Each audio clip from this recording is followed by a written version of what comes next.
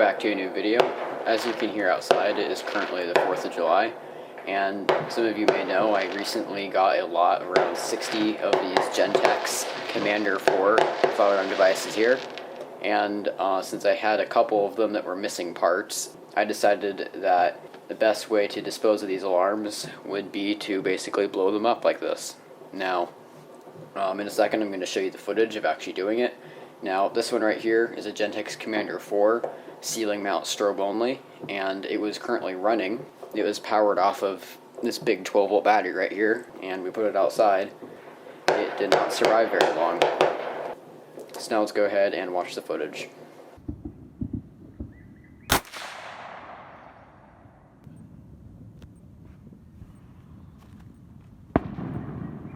Now, while editing this, I realized that the flash capacitor was actually still working even after I got hit the first time.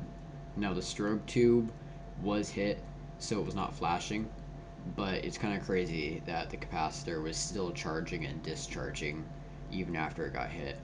So I'm going to go ahead and play the footage one more time just so you can hear it.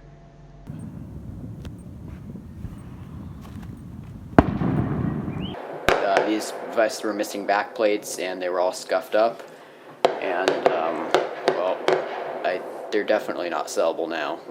They have many holes in them, and the flash tube and flash capacitor on this have multiple holes through them. You can literally see a hole in the board, multiple. The capacitor is literally split in half. And the first time I got hit, it literally went right through the actual bulb, through the reflector, and right into the capacitor, and in the backboard, and then finally right out the sticker in the back. As you can see, there's the model there. I will have a lot of these for sale on my eBay store coming pretty soon.